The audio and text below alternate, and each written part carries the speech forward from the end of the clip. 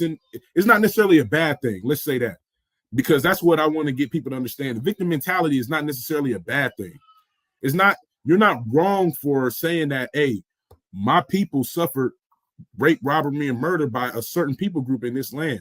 That has affected my family for generations and generations. I'm a victim of that crime. It is not wrong to say that, because that's the truth.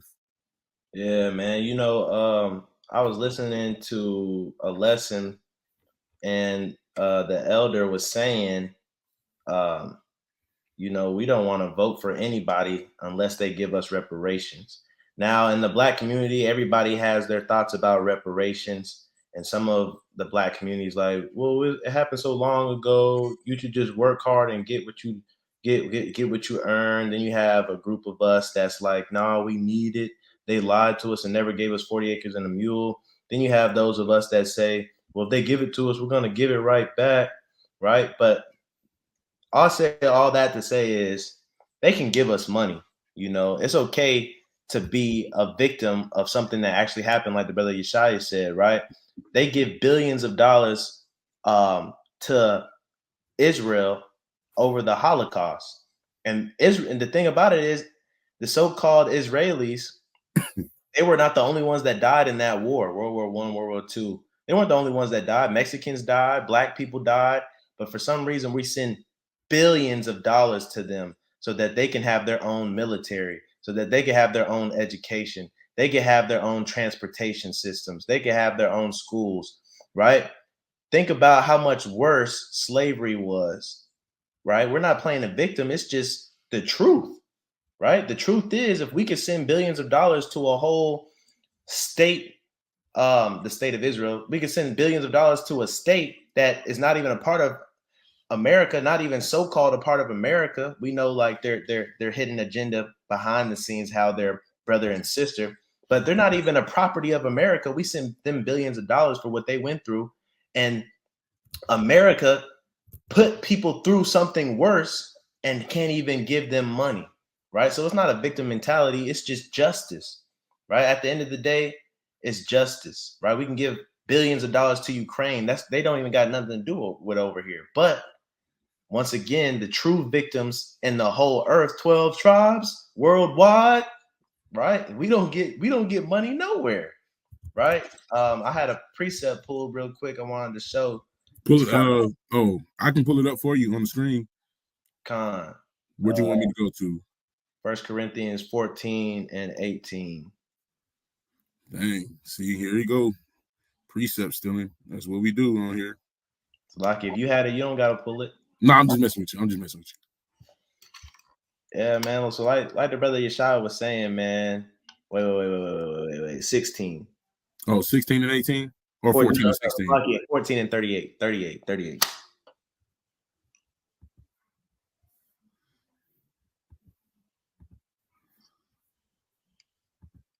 Con. 1 Corinthians chapter 14 and verse 38. And it says, but if any man be ignorant, let him be ignorant. That's serious. Maybe it's because we're not playing the victim. Maybe because we're not highlighting those things. But when you read the Bible and you read these prophets, right? Jeremiah, Isaiah, and all of them sing a new song. They're always singing about the oppression of our people. They're always singing about woe to me. And they're always talking about how bad we got it, because they know it's okay to have a victim mentality. And that if you got to have a victim mentality to get justice, they know that. They know that the Most High moves. Whenever you see somebody fasting and praying and mourning, right? The Most High moves because they're playing the victim mentality. The Most High is our Father, man. He don't want to see his kids sad. But Con. Hey, like the brother said, you go read the prophets. That's all they do is there's a whole book of Lamentations for Jeremiah lamenting for the king, for the nation, just because of what just happened, getting carried away captivity in Babylon. A whole book of him lamenting, having that victim mentality. And you got to think, bro, people don't believe in this thing called residual impact, but it is real, right?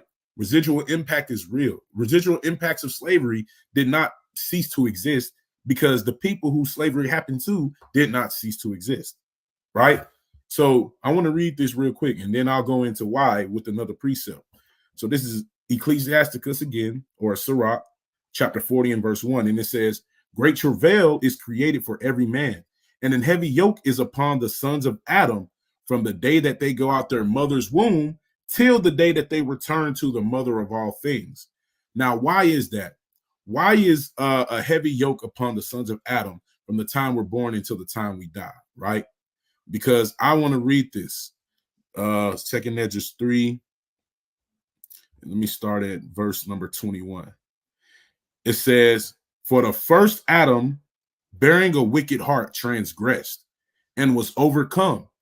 And so be all they that are born of him, right? I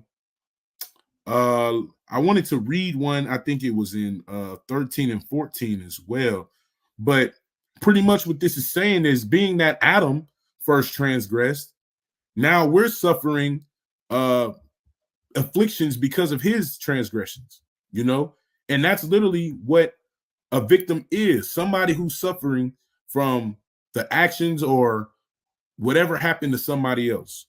Because it's not, again, a victim is not just somebody that a crime happened to. It can also extend to family, and it can carry on from generations. And we'll show that in the book. Also, man, thinking about the victim mentality, we're the only people on this earth that don't play a victim mentality. Everybody else, when something bad happens to them, you know, they press the issue until something gets resolved. Our people, you know, we let emotion get in the way, right? Let what happened to us happen to anybody on this earth, and they are going bananas. They're going crazy. I mean, think about the so-called Caucasian race, right? Or the so-called Caucasian man, right?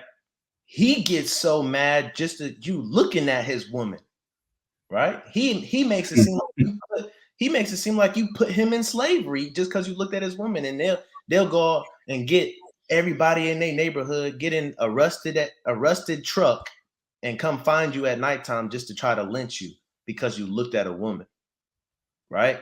But our people, we're quick to kill each other, but when it comes to these other nations that did us dirty, we holding open the door for them. We calling them ma'am and sir, right? Because we don't play no victim mentality. But like we just said, man, our forefathers played the victim mentality. And it's okay. It's okay because it happened to us. And if we want the Most High to hear our cry, we have to cry.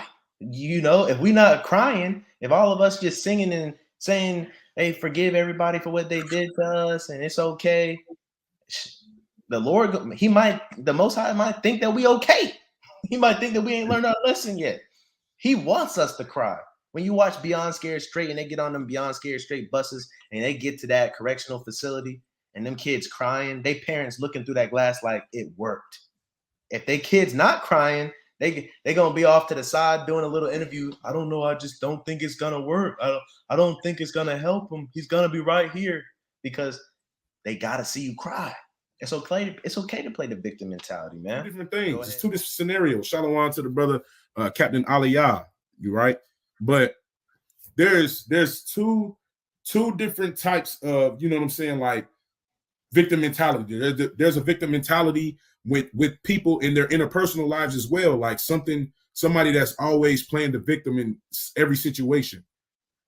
That's not what it is when it comes to, you know, so-called African Americans, because that's a historical fact that happened that nobody can deny. That yes, that is proven to have residual impact on the descendants of those people. That's literally scientifically proven. Just go look up the mental health statistics when it comes to descendants of slaves. This is why the NFL had a rule in place, and I want to say it was changed a few years ago, that black athletes weren't getting the proper retirement pay or some type of settlement pay as compared to their white counterparts who played in the NFL, because the NFL stated that the black man's mindset from a child wasn't that of a white man's, pretty much saying that we were on two different mental levels, and our level was lower in a sense. So they were saying we already didn't have the mental capacity. Why? Because our people suffered a lot of different things. I don't remember seeing white people getting hosed down in the streets of Alabama during Jim Crow.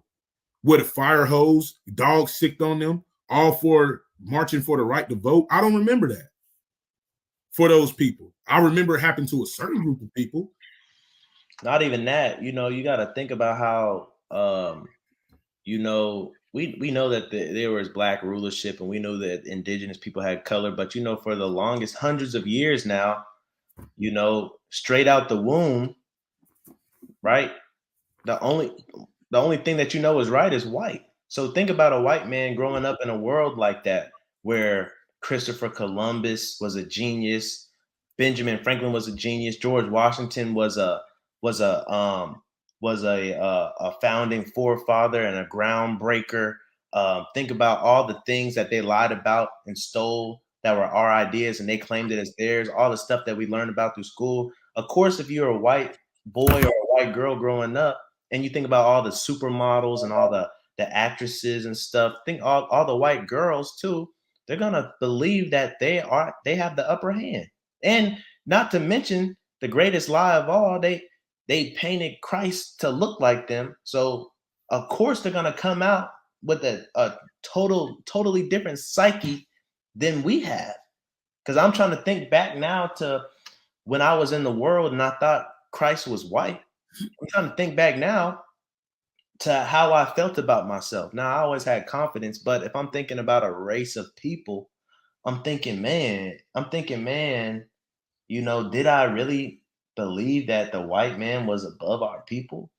And you got to sit back and think and say, yeah, because they are right now, right? We talk to our people on the street, and they tell us, I hear what y'all saying. I hear what y'all talking about them curses, but we can't play the victim mentality, bro. We got to get this money and do better.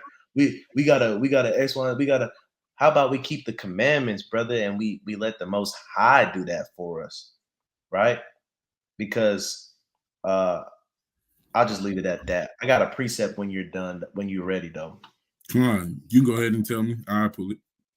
Right. So the precept, right? You know, Christ himself quoted Isaiah, right? About Salakia, about the gospel. Who's the gospel for? The gospel for the people that's good? Is it the sick that the healthy that need a doctor? What's going on? Right? So if you want to make it to the kingdom, you got to have that victim mentality. And this is why, right? Ezekiel chapter 9 and verse 4. Ezekiel 9. This is why. I'm jumping the gun. I'm thinking you finna go to Luke. I just wanted to touch on Luke real quick. This is the book of Ezekiel, chapter 9, starting at verse number 4. And it reads, and the Lord said unto him, go through the midst of the city, through the midst of Jerusalem, and set a mark upon the foreheads of the men that sigh and that cry for all the abominations that be done in the midst thereof. Right. So, hey, look, the people in Jerusalem, that's our people, right, are gonna be sighing and crying, and those are the ones that's getting marked for the kingdom, right? So if you're not playing, if you don't have a victim mentality, right, that means one, you're turning a blind eye to the truth, and you want to do your own thing. You want to believe your own thing. That's called cognitive dissonance, right? Two, that's letting you know, hey, you're enjoying this life, and you're enjoying what it brings to you. And three, that's letting you know you're a fool and you're ignorant, right? And you're blind, right? So all throughout the scriptures, man, it shows you that having a victim mentality is not bad. In fact, they just made us not want it, right? Because they told us that makes us weak or that makes us inferior. But lo and behold, they play the victim mentality all the time. Let us do one criminal act. It's all over CNN and Fox News and the white people playing victim, right? America playing victim, right? They just waiting for us to do something so that they can play victim. Let us raise up our own community. Then they're playing victim. How come we can't have a house in your neighborhood? How come we can't X, Y, and Z? Right? They quick to play victim. So they understand there's some power in victimization, because that power has us scared to have our own communities, because we know they're going to ask that question. That power of victimization has us scared when we get promoted at our jobs to promote other people of our people, because we know that they're gonna say, well, he's only doing it because they're black. Hey, look, they do it, but they know the power of victimization, right? And they know how to use it as a tool. Our people see it as weakness, right? Hey, they do the same thing, man. I'm definitely pro my people, man, and I would never hesitate to put my people on before other people, because again, my people are the ones who need jobs the most. You know what I'm saying? My people are the ones who lead the nation in single father household. My people are the people who have a nation of leaders who their leaders are their entertainers. And it doesn't make sense to me. You know what I'm saying? No other nation but us have this type of mindset that, oh my gosh, we need to forget about slavery because we weren't there. And we need to forget about everything that happened in the past, because at the end of the day, it doesn't affect you being able to get a job today. Well, and that's why I say people like that, man, you can't really have conversations with, right? Because they don't understand what actually the victim mentality is. It's not necessarily something that says, hey, I ain't got no job right now because my great grandfather was a descendant of a slave, or he was a slave, right? That's not what the victim mentality is. But you could say something of the nature of, as Black Americans, I see that it's harder for us to be able to sustain things in life, because you realize when Black Americans get things, a lot of times they have this thing called not buyer's remorse, but dang, I forgot the terminology for it. But pretty much anytime you see our people on the come up, they like to flex. They like to show off their good things. I think we did. You had brought out a precept about it. We talked about this a long while ago. But we have, every time we get something nice, we get some money, some jewelry, we ready to show it off. We ready to flex. We ready to put on, right? It's a common trend in our neighborhoods. Why? Because like the brother Azrael brought this out when we talked about, we did this on a lesson like last year or something, talking about how we were at that king status. And now, since we've been brought to a lower state, we want to get back to that king status. Want to be able to show off the jury and stuff like that. And I could say, well, we do that predominantly a lot now because of what happened with slavery, what happened with the fall of our people. That's been happening way before, the colony or the country of America was established, right? Now, I want to read something. I want to go to the Apocrypha again. Baruch. Let me just type it in. Next chapter. Baruch chapter 3 and verse 8, right? So I'm going to start at verse 8. Matter of fact, let me go back. Let me back out of this. Matter of fact, let me just read this, right? This is Baruch 3 and 8. It says, behold, we are yet this day in our captivity, right? It says, where thou hast scattered us, Salakia, for a reproach and a curse, and to be subject to payments according to all the iniquities of our fathers, which departed from the Lord, right? What does it say? It says, according to all the iniquities of our fathers. So even though we weren't the ones that necessarily committed the crime, we are still the ones who are doing the time. And what's that saying? If you can't do the time, then don't do the crime. But see, we didn't do the crime, but yet we still doing the time. That goes to show you that it's not just the person that does it that this affects. Emotional distress is passed down from generations, which makes you a victim of whatever happened, whether it be yesterday, whether it be last week, whether it be last month, whether it be last year, whether it be last century. It doesn't matter when it happened. This stuff can still affect you years and years and years later, right? If Adam never transgressed, maybe when the nation of Israel is established, we don't fall and go off in our iniquities, right? Or maybe if when we were in our land and the northern kingdom didn't start going off, maybe after a while the southern kingdom wouldn't have went off too. It's always, you know what I'm saying? Like, it's always going back to something. Everything comes from something. Nothing new is under the sun. Ecclesiastes 1 and 9. So again, don't let people trick you or use wise words or use wisdom according. Matter of fact, let me pull that precept before I wrap up. And then, brother, if you got any other precepts that you want to bring forth, let me know so that way I can pull it up. Con, I'm going to read this. It says, 1 Corinthians chapter 3 and verse 19. It says, for the wisdom of this world is foolishness with the Most High God. For it is written, he taketh the wise in their own craftiness. The wisdom of this world is foolishness with the Most High. So it doesn't matter what type of PhD scholar comes and talk to me about how slavery didn't affect me personally. I'm always going to stand with the Most High, and I'm going to always refer to the prophets that said, man, we're yet this day in our captivity. Matter of fact, Baruch was just a scribe. He was Jeremiah's scribe. But we can go to, like the brother said, Ezekiel. We can go to Isaiah. We can go to Jeremiah. We can go to Haggai. We can go to Zephaniah. We can go to Malachi. We can go to all the prophets, major or minor, and show you how everything that happened before time affected them even in their lifetime. Right? So don't let nobody tell you that victim mentality is wrong. I don't care who comes up and tries to start that conversation or tell you that you wrong for, or you lazy for saying that, oh, your people is a victim.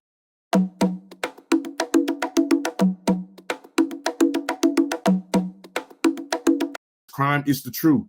And like the brother said, if people are dealing with that, if people are making those claims, they're doing what Ecclesiastes 7:7 says, a gift destroyeth the heart, right? And I think it mentions that in Deuteronomy 2, it says, take not a gift, for a gift doth blindeth the eyes of the wise, and it'll turn your heart away from the commandments of the Lord. And that's the problem. America has given us the access to have money and the access to have a false sense of power, right? And we take it because we feel like they're giving us opportunity to take it. Let's take it, right? Instead of thinking about what happened with our people and trying to establish some power for ourselves. It's a lot that goes into it, but I'm not going to ramble on, man. Brother, you got any precepts that you want to bring out before we skedaddle?